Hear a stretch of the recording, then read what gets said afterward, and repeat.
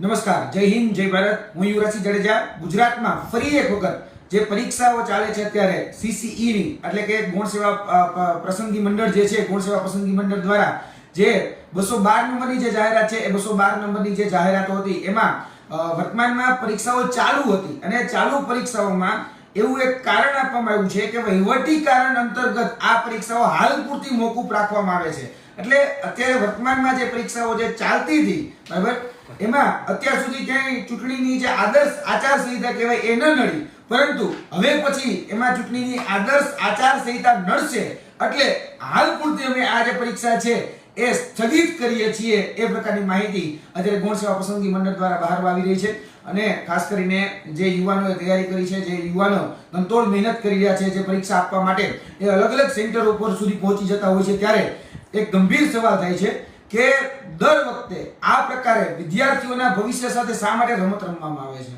કેમ કે છેલ્લા ઘણા સમયથી આપણે જોયું હશે કે હાલ પૂરતી કોઈ પરીક્ષા છે એ રદ કરી નાખવામાં આવે છે, કોઈ પરીક્ષા છે એને સ્થગિત કરી નાખવામાં આવે છે, પરંતુ ક્યારેય એની પાછળ રહેલું જે સાચું કારણ હોય એ સાચું કારણ ક્યારેય બહાર નથી આવતું. વર્તમાનમાં પણ અમારી પાસે એવી કોઈ માહિતી નથી. અમારી પાસે એ કહી શકાય કે જે વહીવટી કારણ આગળ ધરવામાં આવ્યું છે તો એ વહીવટી કારણની કે કોઈ પ્રકારની ડેફિનેશન એ અમારા સુધી નથી.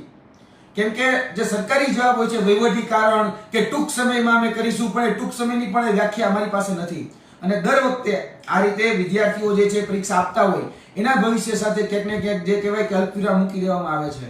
અને વર્તમાનમાં ગૌણ સેવા પસંદગી મંડળ દ્વારા જે એક જે લેટર ઇસ્યુ કરવામાં આવ્યો છે જેમાં કહેવામાં આવી રહ્યું છે કે તારીખ 20, 21, 27, 28 એપ્રિલ મહિનામાં જે પરીક્ષાઓ હતી એ દિવસની એટલે કે 20 થી 28 તારીખ સુધીની તમામ પરીક્ષાઓ જે છે આ મહિનાની એ પણ સ્થગિત કરવામાં આવે છે. અને જ્યાં સુધી એટલે કે 4 અને 5 મે, તો 4 અને 5 મે ની પણ જે પરીક્ષા હતી એટલે કે 20 તારીખથી લઈ 5 મે સુધીની જે CCE પરીક્ષા હતી 212 નંબરની જે જાહેરાત ક્રમાંક હતો તેની એ પરીક્ષા હાલ પૂરતી મોકૂફ રાખવામાં આવે છે.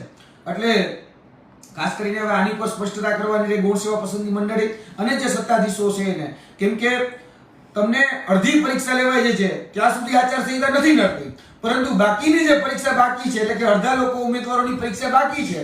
આ પરીક્ષા જે શરૂ થઈ હતી મને ખ્યાલ છે ત્યાં સુધી 4 એપ્રિલ થી શરૂ થઈ હતી. હવે 4 એપ્રિલ થી જે આજે 19 તારીખ છે તો 19 તારીખ સુધી આચાર સંહિતા નથી નડતી અને હવે આચાર સંહિતા નડે છે. એટલે આ તર્ક એ અમારા ગળે નથી ઉતરતો. એટલે સ્પષ્ટ કહીએ છીએ કે આની પર સ્પષ્ટીકરણ એ સ્પષ્ટ શબ્દોમાં આપવું જોઈએ. વહીવટી કારણ તો કઈ પ્રકારનું વહીવટી કારણ છે એ અડચણરૂપ થઈ રહ્યું છે? શું આની પાછળ કોઈ ખોટું કે કઈ બીજું તો કઈ કશું રંધાઈ નથી રહ્યું ને? એ મોટો સવાલ ઊભો થાય છે આ બાબતને કારણે કે ઘણી બધી જગ્યાએ પારદર્શિતાની વાત કરીએ છીએ, ઘણી બધી જગ્યાએ જે વિદ્યાર્થીઓ પરીક્ષા આપે છે તેમાં ભૂતકાળમાં જે રીતે પરીક્ષાઓનો જે ટ્રેક રેકોર્ડ રહ્યો છે એની ઉપર સવાલો આજે ફરીથી પેદા થઈ રહ્યા છે. કેમ કે ફરીથી એક પરીક્ષા છે એને મોકૂફ કરી નાખવામાં આવી છે, જેમાં લાખો વિદ્યાર્થીઓ 5 લાખ જેટલા ઉમેદવારો પરીક્ષા આપનાર છે. અને આ પરીક્ષા અર્ધ વચ્ચે, બરાબર છે, ન તો પહેલા કે ન તો છેલ્લે, અર્ધ વચ્ચે આને સ્થગિત કરી નાખવામાં આવી છે. એટલે આનું મુખ્ય જે કારણ છે એ હવે ભરતી બોર્ડ જ સ્પષ્ટ કરી શકે છે. આશા અપેક્ષા રાખીએ કે ઝડપથી જે પણ કારણ હોય એ આની પર સ્પષ્ટ થાય. બસ આટલી જ વાત. જય હિન્દ, જય ભારત.